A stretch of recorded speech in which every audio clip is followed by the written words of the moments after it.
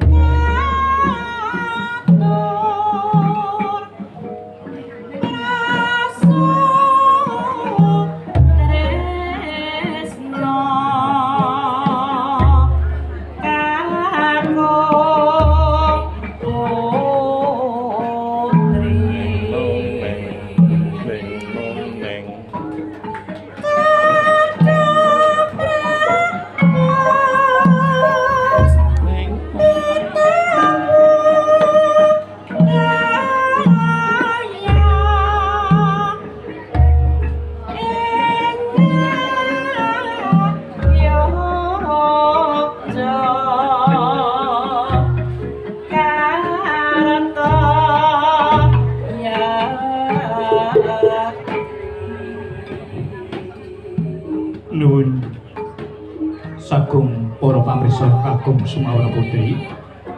Sugeng pepanggihan malih kalian keluarga.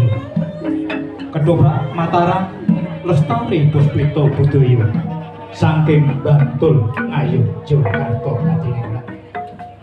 Kebareng wonten dalu menika badhe ngaturaken sandibara ketoprak kanthi lampahan alap-alapan danes waris. Pendhapuk sodalan katindakan panjenenganipun Bapak Sukarman. Swantening Waranggana Ibu Ponija. Pranata gending kasta panjenengan Bapak Piyono. Keprak kasta panjenenganipun Bapak Ponijo dalasan Bapak Ngadijo.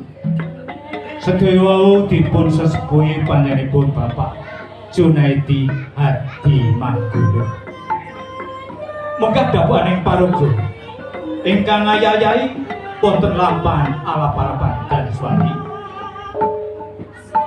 Prabu Danda Gedis katindakaken panjenenganipun Bapak Sumanto Triatrejo.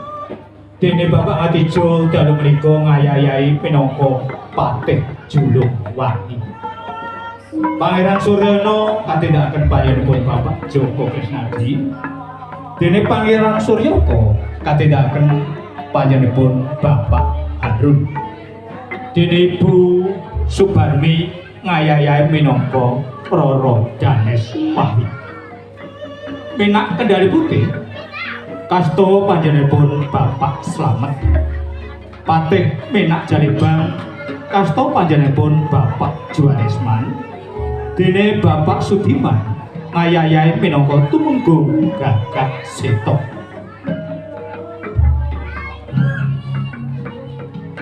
Roan Gandari Ibu Tari Begawan Lokantara kasta panjenenganipun Bapak Puspa.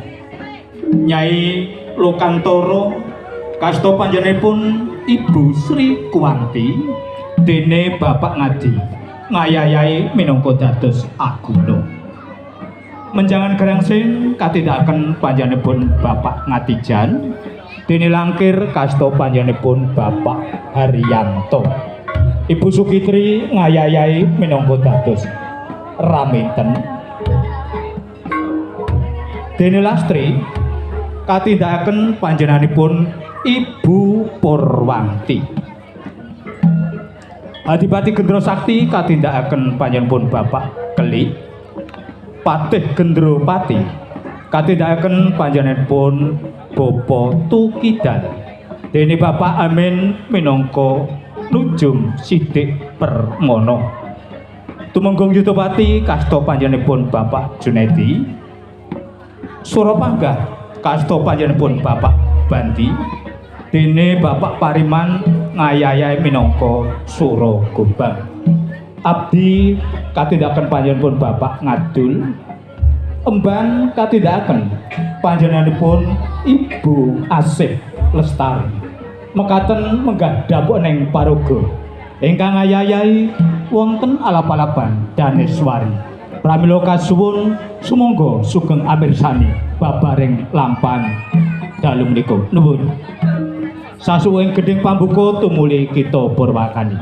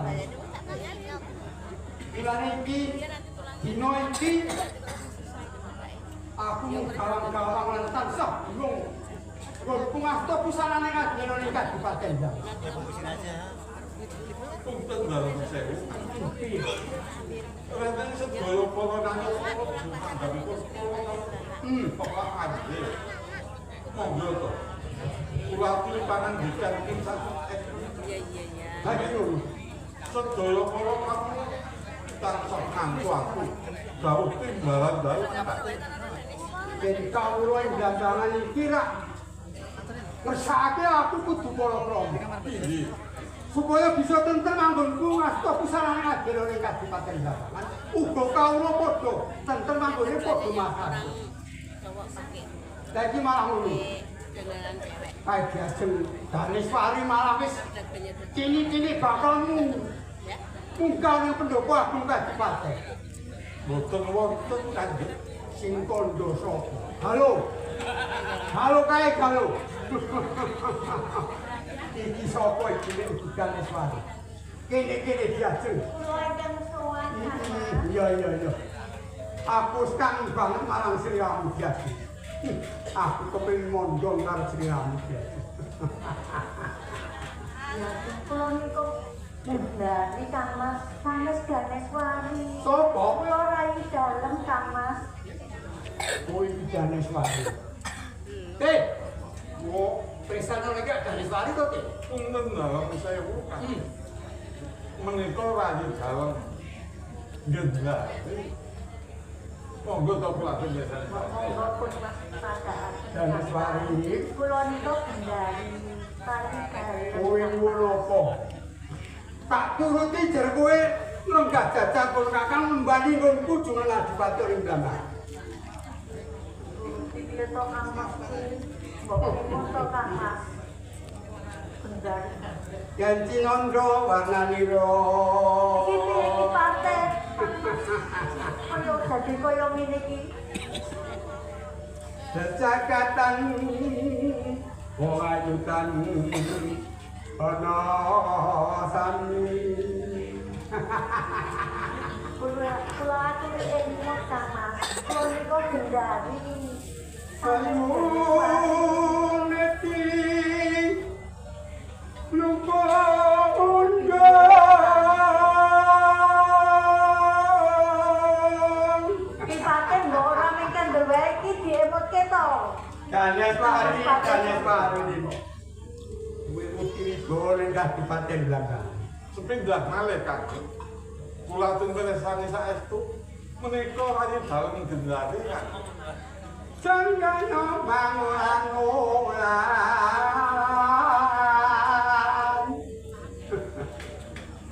Saja iki sing kana kenanan. Weh, ngomongan iki wong kamu ratu ing Kediri. Sakarepe jenengan Kang Mas, sakarepe Adiyanto Bendari Adiyanto. Irung bangin. Bukan malah nyangka kuntung. Kang Mas, Apa? Nyuwun niku rai dalem Kang Mas. Nek adikku ki kulite kasar. Nek kowe aduh.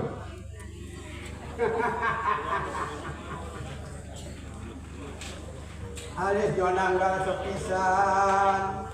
Ki Pate, ora ning meneng wae iki Betul. kan iki diemutke to. Yen mongko malah ning delelep wae. Oh, Pengatur iki mawon teng rokok. Daneswari. Kowe kok nggak jajan marang kunak. Membani nggo jeneng ratu ana iki.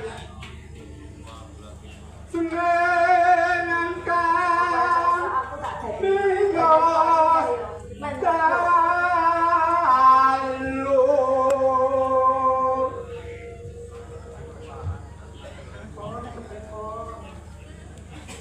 Penganusun kabulan ini. Ora diri ora apa-apa. Ora apa-apa. Sing bakku kowe ngajeni karo aku.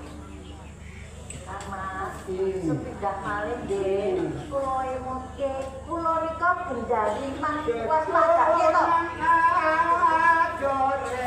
Padahal kok kaya aku mau. Kulintang rasaning ati.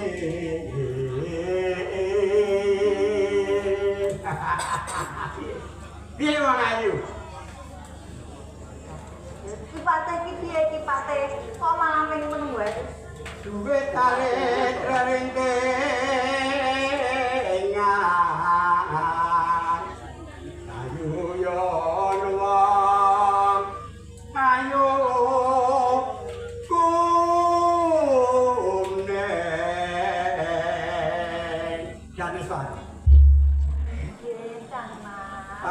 jajan mangkuk kakang iki tak pangku wong ayu. Sepindah malih Mas. Jenengan pun waspada. Kula nika naik dalem Kang Mas. Kendali waduh.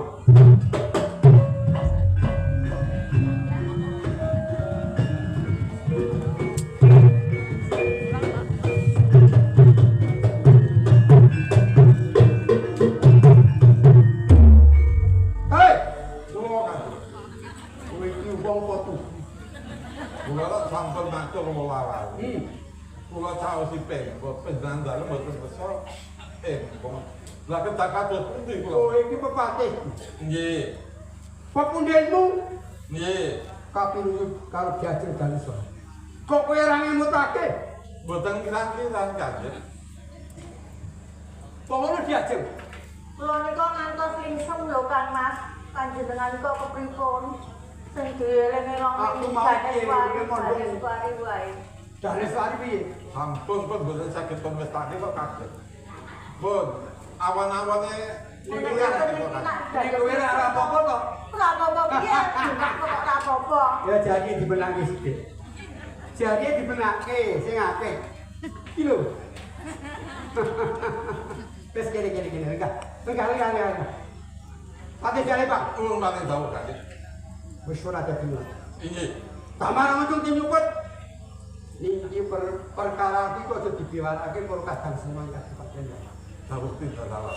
Nek aku nganti kowe padha brojol nggonku duwe perkara kaya iki aku. Isih. Sami mawon kula nggih langkung lingsem to Kang Mas. Wis dibundeli lho. Sing kenceng aja dikandak-kandake karo Palestina keputren. Nggih. Iki ngono kakang Patiskan. Nuwun kados. Iki aku perkara iki aku wis ora apa-apa. Ning aku kudu ditata-tata. Lakon iki kudu tak terusake. Senajan aku riko semono wis utusan gagak bening kan gagak situ. Kang durung bali ngono ing pendopo aku Kadipaten Dampang. Prayogan iki Tunjukkan. Berarti negeri Waalaikumsalam Kanjeng.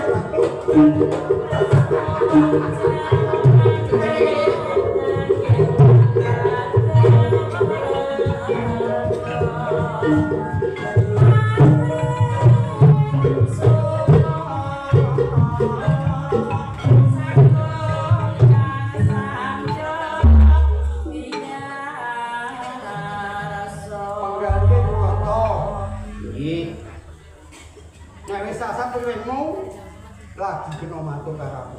Sendika ngestokaken kawula. Supaya aku anggere nampa ora tumpang su. Ngerti? Nggih, Maju. sendika ngestokaken kawula. Maju. Inggih, wis kono wae. inggih. Gagase to. Nuwun kula Kanjeng. Kalau semono kowe tak utus. Lu mana kok ning kantor? Inggih. Tapi kabung kanca. Kepareng matur lepat nyuwun sih pangapunten dalem. Yo, Saderengipun kula matur, kula ngaturaken sembah pangabekti. Kunjuk wonten ngasane kene. tak tompo. Adipati Pangestu ku tampanu.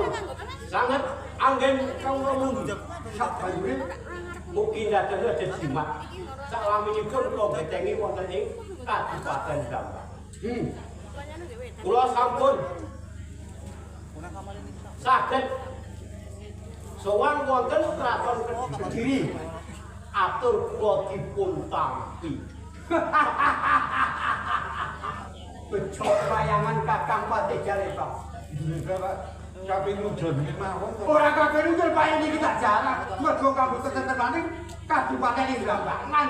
Kok kabeh nunjul piye diajeng. Menika lek dereng lemapun dereng gak. Oh, Kula ngono ya. dereng rampung Kang Mas jenengan dipun lajengaken. Mergo aku ora yen Jenengan nonton iki kok kesel wae kok ket mau. Gajeng Danes Wali jare. Ganes wali wae. Diteruske gak kaseto. Inggih. Ingkang dipun tampi menika salam taklim saking panjenengan. Yo, Wonten ing ngasanipun Sang Prabu Dandang gendis goblok. Iki atur salajengipun. Kula sampun matur pawerni-werni angger kula supados Dyah Ayu Danestwari dipun paringaken dhateng panjenengan. Nek nyuwun begono wis tak aturake. Inggih.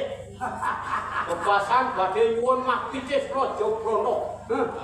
Ingkang kathahipun sak jong sak pedhati Kanjeng Adipati badhe minangkani. Lah bener atur lupa Kang Pati. Nanging punten dalem sewu. Wonten ing mriku nembe mawon kula matur wonten Wiswana Agung menika kula dipun tembe. Dipun botos wae kula. Anjang ae wis rayala malah dipolo. Nek kowe ora mlayu matine ngono nggo nglacak. Nanging watak kula Kanjeng. Heeh. Wonten ing alun-alun kula benajeng kalian Suryana kalian Suryana. Oh. Sabanjure Punten dalem sewu. Mboten ateges kula kalah. Kula belajar. apa wae? Benten Kanjeng. Kakang Pati. Kabeh tembung piye kuwi? Kula belajar menika mboten kalah. Nanging kula badhe paringaken wonten ngarsa panjenengan dalem. Menawi kula mboten matur wonten panjenengan dalem sinten ingkang badhe matur. Panjenengan ngertos wartosipun salajengipun? Kowe iki nek iso mungkasi karya. Kak nek terima jajeng gak. Gendari kok Saestu napa? piye? Kae lho. Kula nggih purun kok tipis-tipis nggih. Kula sing mboten purun. Lah kok ora kowe ngoten lho. Priya kok ora gelem. Ane ra tresno dipot-pupuk. Lah kok ayo dicaket ibu dino ya. Besok terus piye, Kakak? Wonten dalem sewu. Wonten ing mriku rame. Nah, perang ageng antasipun Kraton Regiri kalian Lambang. Kula karo Bandung sak. Kowe do mlayu bali. Inggih, paringaken wonten Bagus kowe. Kakak muncul Kanjeng. Nanging Senopati gagal kok boten kelantas. Yen kepalang dalem ambil dalem kelantas dari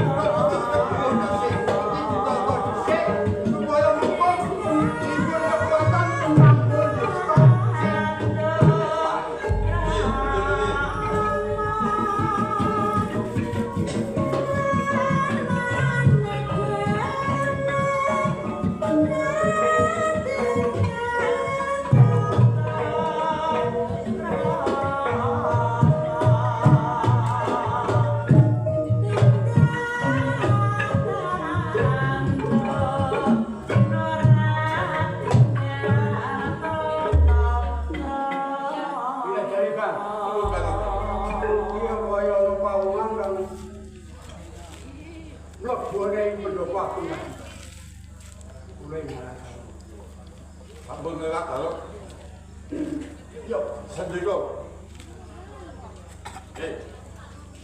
wis ada wong desa ya betapa sikile meletek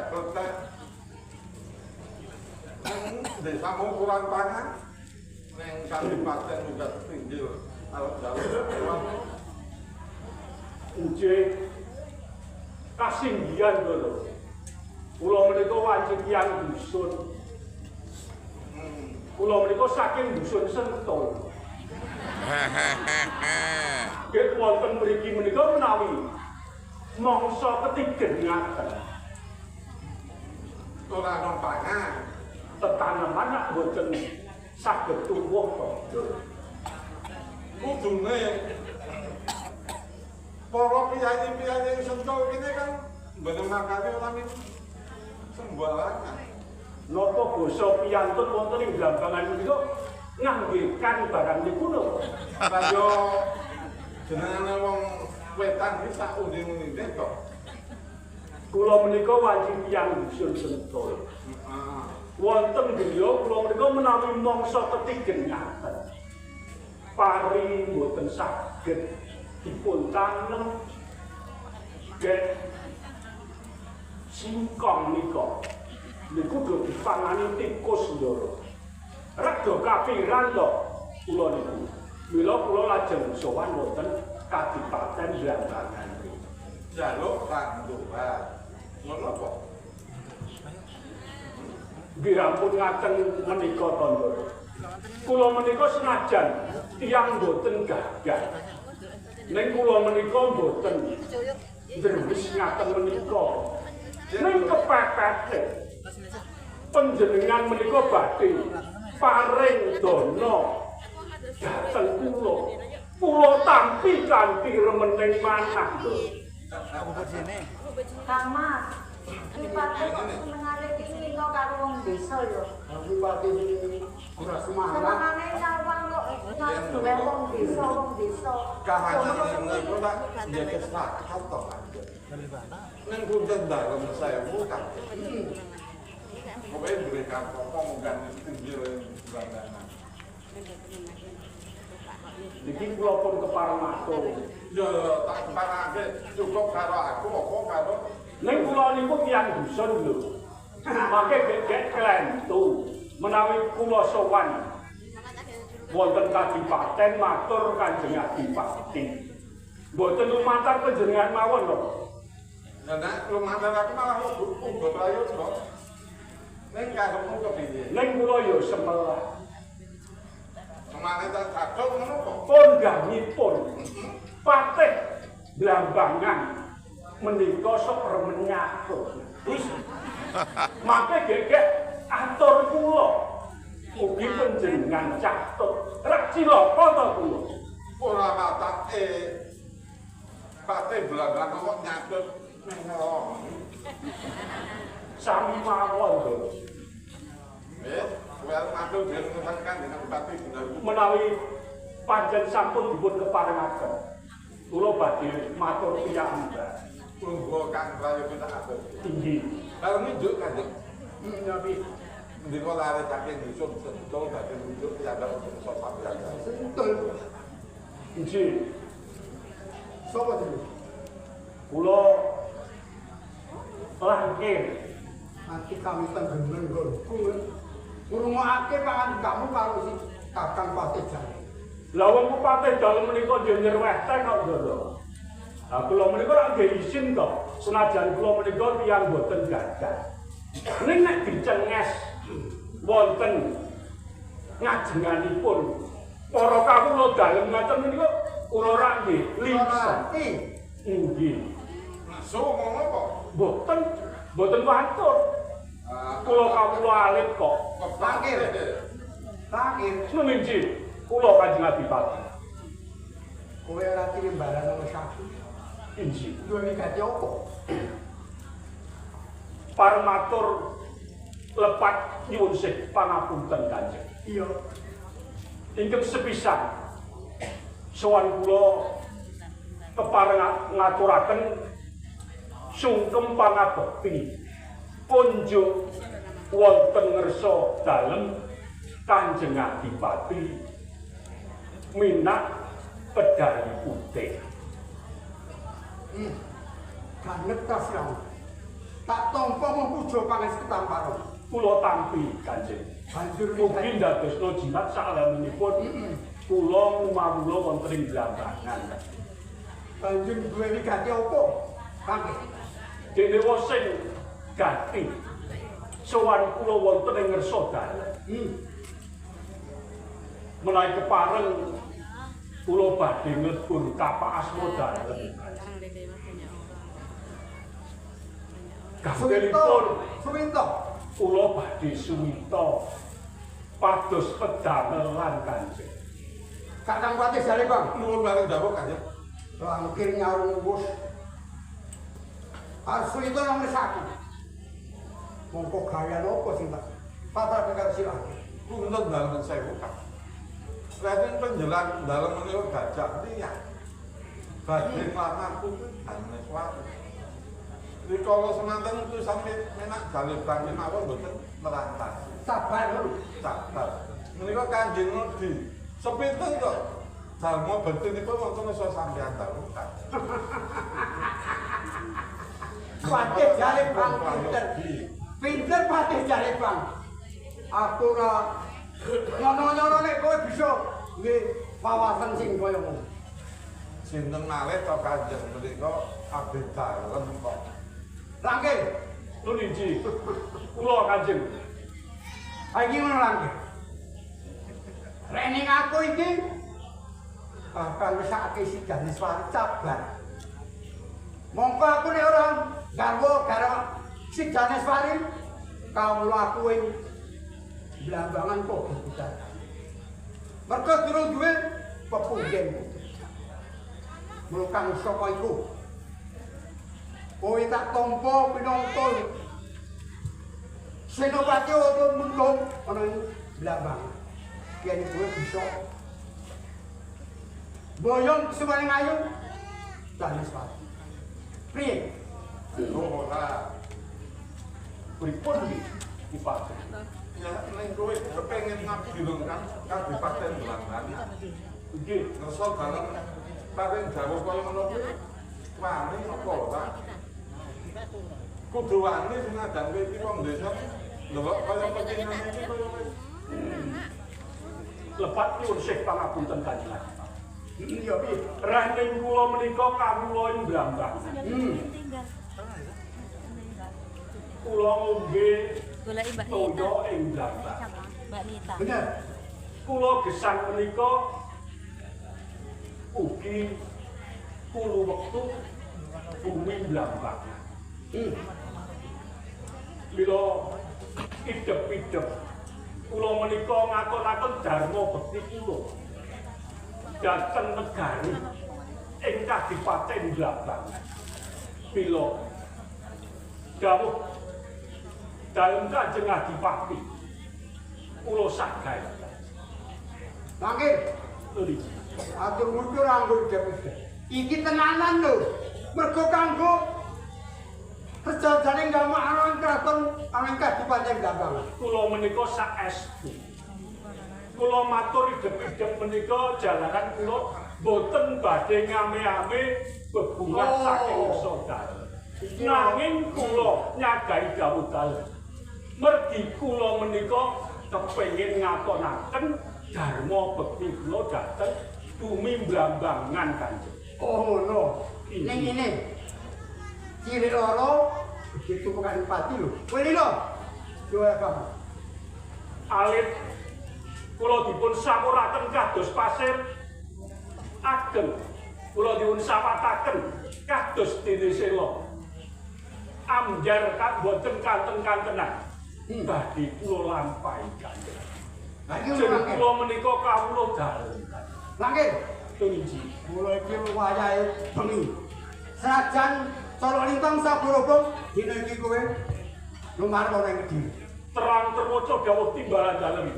Kepareng kula nyuwun pamit. Yo, banyu iki pangestuku. sing ati-ati lan nggih.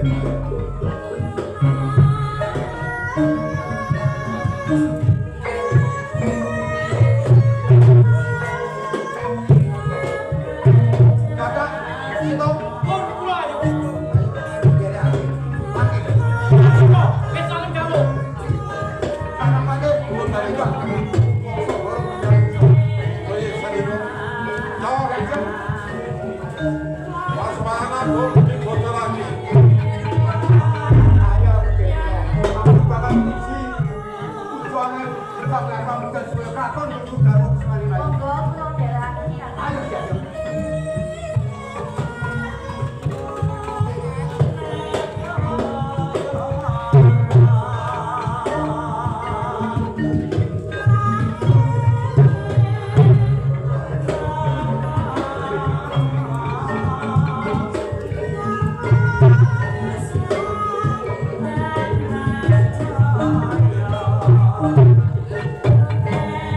Thank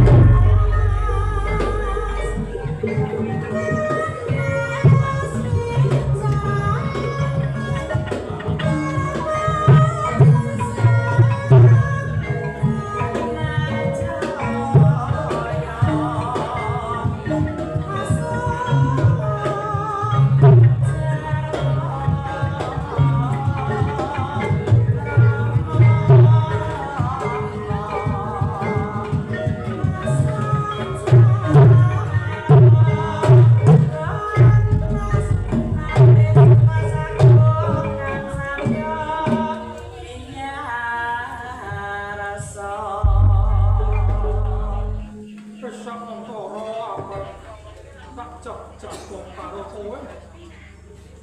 Dia kenapa iki? Malah anakmu Arjuna wis ning kok tak takon. Ngono. Wis rampung kok gawe mulai tekan. Saderipun matur. Sungkem kula kunjuk. Tak tokomu pasti amarana. Sangetin pamungkas. Untuk binados rejimat. Sadangunipun kula gesang. Sambet kalian dawuhipun Bapak datang. Sedaya jejibaan sampun tidak akan keliripun. Anggen kula paling prodho dhateng sedaya para siswa. Ing Gunung Lawu niki sedaya para tantrik sampun nindakaken dawuhipun Bapak mboten wonten ingkang kira. Ya ngono kuwi aku. Tak tembune aku wis sombong tuwa. Bangku ngakoni ning kantor. Sing kowe uga iso ngawula ning padepan iki yo. Masuk mbokmu kali. Mila mekaten. Malah sak menika ngaten. Kepiye? Jawi peparingipun Bapak anggenipun paringulah abdi jaya pamijaya. Sedaya cantrik-mentrik ingkang sami ngangsu kawula. Wonten ing Gunung Lawu menika.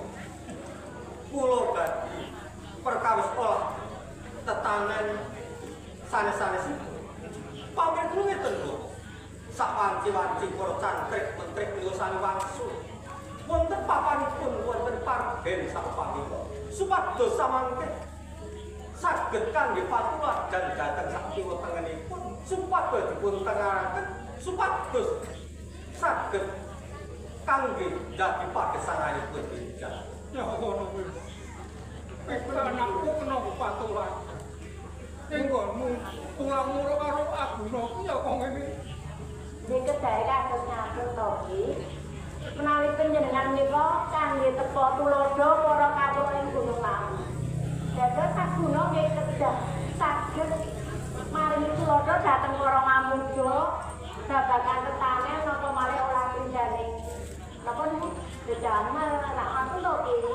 Ning perkara gawean aku percaya karo nggone pulang-mula para cantrik-cantrik. Nggih. Ning aku ku saya tuwa. Jur ping anake dhewe iki loro aku karo. Engkang ngomong kok pulang-mula kowe karo aku karo gawe tak pilih. Nggih mboten ta wong jenenge anak loro kok dipilih sampean yo. Arjuna kalih Grasin ku mboten tau kula beda-bedake iki. Kula ada saben kowe iki nek Grasin murid yo nek arep menawi karo Grasin kowe tak kadang kala mahlingkirke Arjuna wong trimo lho. Nggih jenenge nek kaya Grasin ku wong bocah ora kena dikandani. Nek Arjuna niku ora bocah sing manut lan turut. Nek kaya Grasin ku disemayani ya ora iso kok. Wong njaluk semene dikeki sing nek ora semono ya ora gelem.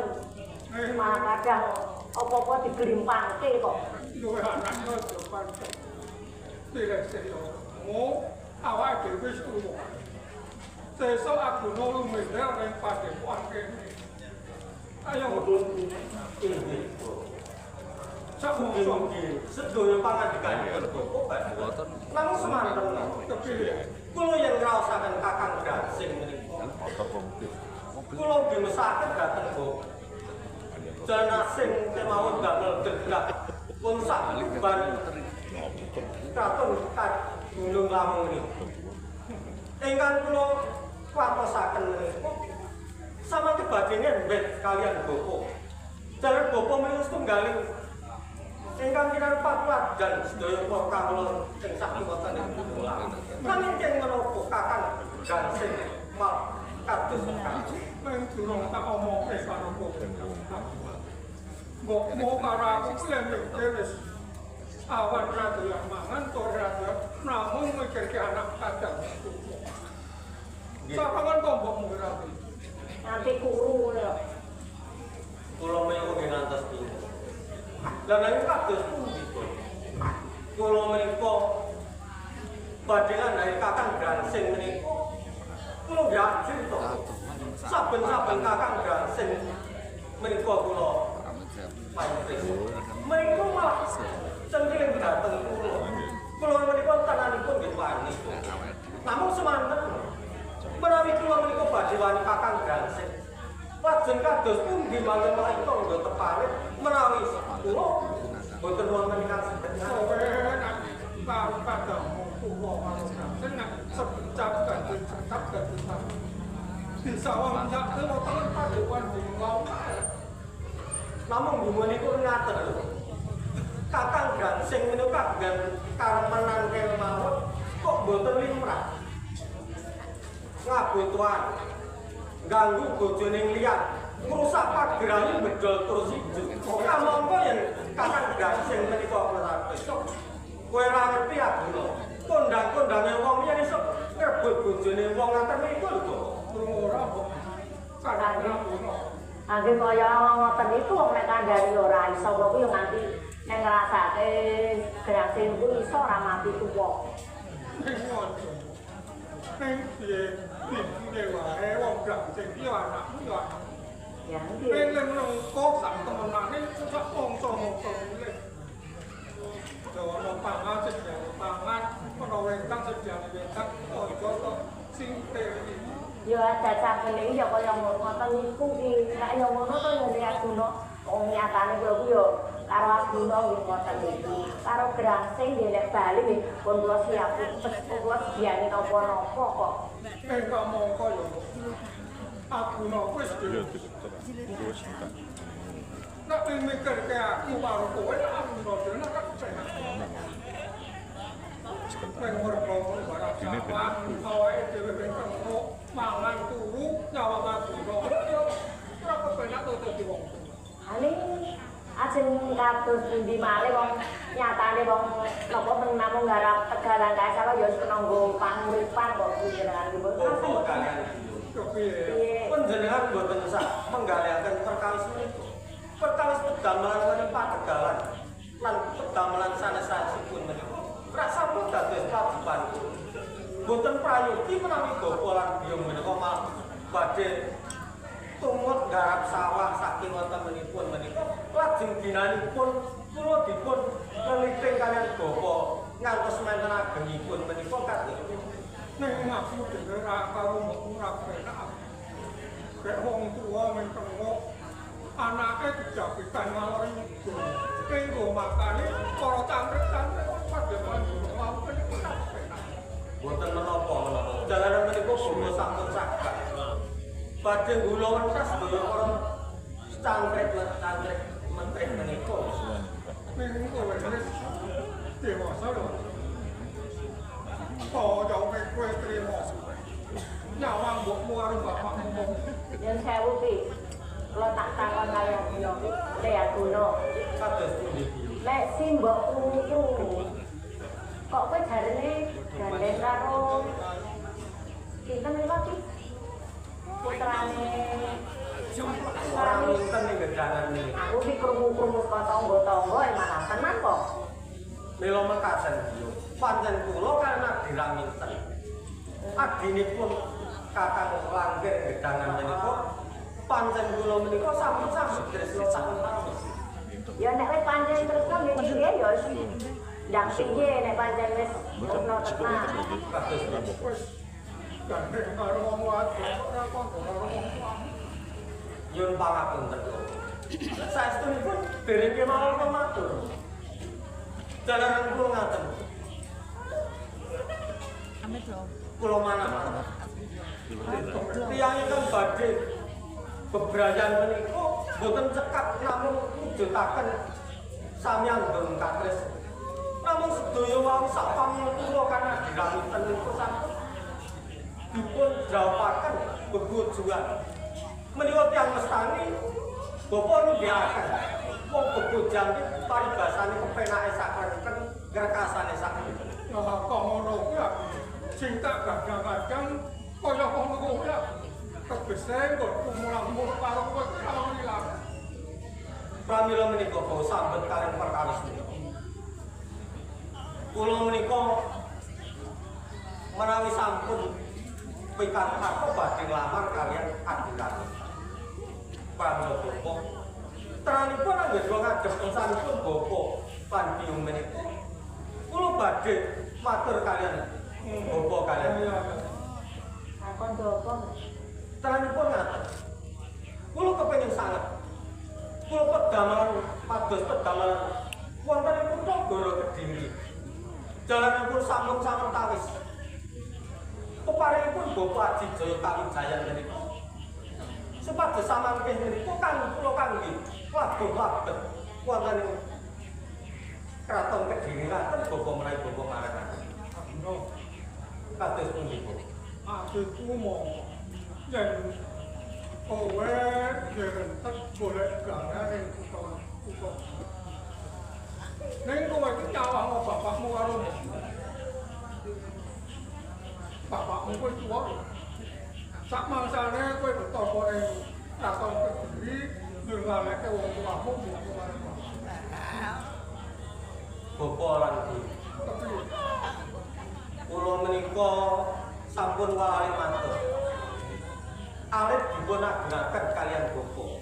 Dipun gulungan peparingipun peparahipun Bapak menika boten badhe kula. Saupami kula samangke kamut damelan wonten ing Kutha.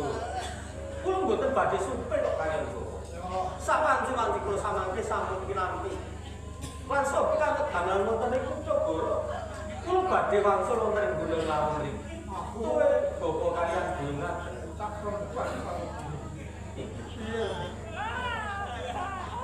Ini kesana iki. Lek anu adino, mbok nek simbok oleh kondo rasa wae. Nagara ki adoh. Perkara kowe iki arep nglamar karo Raminten, wis engko cukup didolke kebo apa kae wae rasa begane Nagara ngopo ndak ado-ado iki. Kok simbok bapak karo sapa? Nuwun sewu Bapak kalian. Kula sampun matur. Saupama kula wedal menika dipun lamaraken kalian Bapak kalian yung dipun raka. Namun semanten menawi samangke menika dereng cepeng dalan lajeng kados pundi anggen kula badhe madosaken kamungten lan kamoyang kalian bojo kula iki. Wis awake dhewe wong tuwa men supaya aku kembering mapan. Menawi sampun tekadipun kados ngaten nggih kedah nilakaken ngaten Bapak ya wis ya. Kan pancen kowe kepengin ning Nagara. Kados pundi?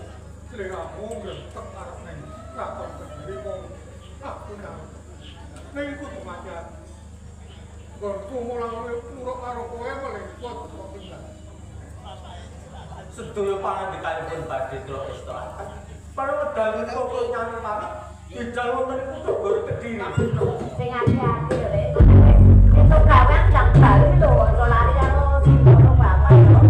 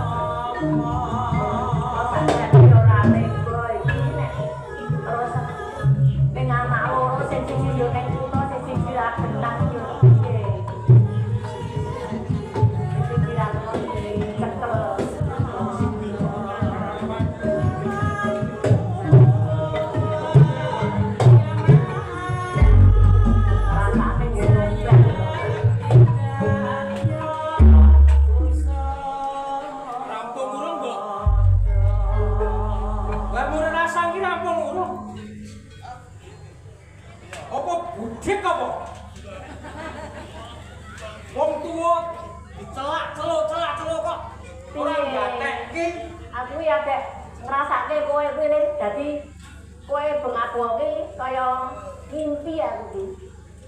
Padake karo anak kok ngimpi. Wong kowe iki ya pirang-pirang dina ora bali sih mbok ya lagi rasa-rasa karo bapakmu. Kasih Dene ning kene sing apik ya. mulai iki ora teko, Pak, teko. Nek teko suarane wis sengit. Kasunyatane teko wae ora digatekke. Masing gleni.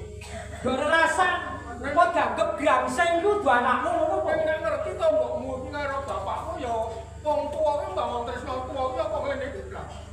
Jenenge wong tuwa ora tuwas mung kaya pas ya simbok kuwi. Kuwi karo mbokne kaya ngono kuwi ora mbok biyen. Yo kaya ngono kuwi. Nek bapak kuwi ora ngerti karo aku, kudune simbok ngerti karo aku. Nek Gangsing ki yo anake. Aku lek kurang ngerti karo kowe iki piye to, Le? Njaluk apa-apa wis tak keki, njaluk pernyatane kowe yo ora mari-mari ngono kok. Kuwi njaluk kok ngono kuwi. Dadi nek aku njaluk apa-apa tak turuti ngono to. Ayo, Piye, Pak? Karena kowe dua kampung karo dua kampung.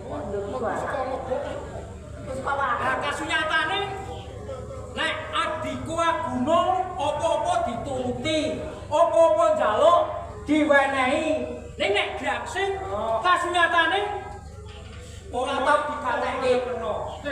Ora tau digatekke. Aku tak kondo. Kondo, Pak, tak rungokke. Yo, tak kondo karo Gangsing dino. Yo ki. Iki pas beneran. Pirang-pirang dino lah aku pengen banget tak jagung karo. Butuh rembukan karo piramu. Oh, jadi kowe yang ngarep-arep aku ngono to? Lah, iki anakku tuh. Kebeneran, Pak. Nek Bapak karo Simbok ki sing ngarep-arepake aku ki ateges Simbok lan Bapak isih duwe rasa tresna karo aku. Lah iya karo anake, ora anake wis tak. Yang ning anake iki mesti nyemplok marang wong tuane kaya aku karo mbokmu kuwi. Mula ngene, Pak. Kepiye? Nek kowe rumangsa isih ngarep-arep Gangsing wis ora tau mulih, saiki kebeneran. Mula tekaku wong papan kene iki mulih piye ngene, Pak? Ya aku tutup. Ya. Tutupno, Pak. Marah rino kalau seru kau kok. Yang saben ora yang padang kowe mencoro apa umah minum nyatetan. Oh, perkara kuwi to, Pak. Kuwi wis dadi kesenengane atiku, Pak. Wis senengane dadi atiku. Nek aku mongko yang kadenangan pangembare projok tirek gupi loro bedene kunjoro. Malah kuwi kabar kakak apa panu diandang rusak Pak, rai lho kowe. bener, Pak. Mula sing jenenge wong linuweh kacek-kaceke wong kuwi nek wis bisa nglandang bojone wong. Kuwi sing jenenge sing wong lanang temenan. Kuwi kok nek dikandani sak kecap dicak. Ora aku tak takon kowe sak jane iki mulih ya arep ngene bapakmu runggoku karo apa? Tak takon. Mula ngene, Pak. Harus Simbok. Piye? Renen aku ki mulih nang papan kene iki aku bakal njaluk duit, Pak. Harus Simbok. Njaluk duit. Perkara dalan iki gampang. Kowe iki tenopo lembungmu karo bapakmu sing ngarep. Jaluk ojo wae. Lah kuwi sing tak rasake pemane aku nembung kaya ngene dianggap foto. Ning kasunyatane lah ya bener. Mula aku njaluk duit, Pak. Arep tak go nyarutan. Sing kowe karo bapakmu kok. Kowe ngono. Ngene ngono. Sekarang iki do desa sing diweso. Perkara kuwi to, Pak. Nek perkara Tegal Kidul kae, dek adikku aku to. Kae wis tak dol. Dekku ya wis tak dol. Sing idul sekolah lho, Pak. Dek adikku aku to. Kae tak silihe. Tak gadekne sesuk. Nek wis bali, adikku aku tak tukokke sing akeh, Pak. Kuwi jembar. Saiki mbok ngene kowe iki tresno karo mbokmu karo bapakmu. Aku ki tresno nek pancen Simbok ki tresno karo aku. Aku tresno tenan, Mbok. Ya pancen tresno karo simbok mbok marenono mbok tumindak karo ngono iki. Mewani bapak tekane garap Tegal lho. Aku kok wong tani iki mengko 3 sasi pisan wae. Agi bisa panen kok. Ning nek gone nyambut gawe aku kok Perkara iki gampang. Nek kowe gen mareni nggonmu main tak rabeke pilih sing ayu. rapi, pilih sing ayu. Tak wong pakem kono main ayu. wong pakem aku dhewe wis duwe simpanan akeh, Pak. Ora mung siji loro. Sing ayu-ayu. Nek ana wong tuwa ngomong iki diruwokno kupingmu. Dadi supaya aku lho, bosku mulang mulu karo kowe tutup tak jae daya kasatikan ora piye. Bener, Pak. Aku wis tak kei jaya kasatikan. Kuwi aku wis nampa matur nuwun. Sing cacakmu kleru ge. Ngene, Pak. Ning ki aja-aja bapak ki isih nom ya kaya aku, Pak. Wes, Kuwi karo bapaknya nang kaya ngono kuwi. piye kok? Kaya wangun. Ono ngene dine kakang nurut lanjaran kok ndi? Mbok kowe iki piye yo ora nandani mantu dulu. Mari yo lho nek mung ndak kaya ngono kuwi. Perkara njaluk duwe iki yo mbok tak keki. Iki ora combong main, ora combong ngombe. Ora bisa kok wong tuaku tak akoni. Nek aku tak ora kaya kowe. Sak duweku nek ora duwe kowe. Nyatane aku iso ngragati kowe, iso ngentaske kowe. Ning jebulane mak ketele ngangkat kowe iki. Ning bapak yo ngakoni nek tumindak kaya ngono. Mula nek bapak ngakoni iki yo aku yo ora adoh saka bapak kuwi. Ning perkara kowe njaluk jet, nek nggo nyarutan dienggo main aku ra. Ngene, Pak. Jalaran kowe tak go nyarutan kuwi, go nyarutan kanca-kancaku kabeh. Ning nek aku nganti dina sesuk telung dinaku sesuk kuwi ora bisa nyarutan. Aku mbok mati mbok urip, Pak. Kali bapak karo simbok piye? Nek aku ra iso langsung karo sakare. Ane kowe iki njaluk duit iku ya bolan padane meneng nek model mare iki. Ya kok ane mung dienggo ngono ki simbok ya ora duwe sik. Kan nek ngomong kaya ngono. Sampe meneh. Nyawang lo, setitik wae. Bolane kowe ora iso nyawang bapakmu karo bosku. Aku wis nyawang. Mula aku mulai iki mergo aku nyawang simbok lan bapak. Mula saiki ngene bapak. Karo simbok. Simbok karo bapak tresno karo aku ora. Ya tresno jenenge karo anake. Nek tresno aku nyono duit.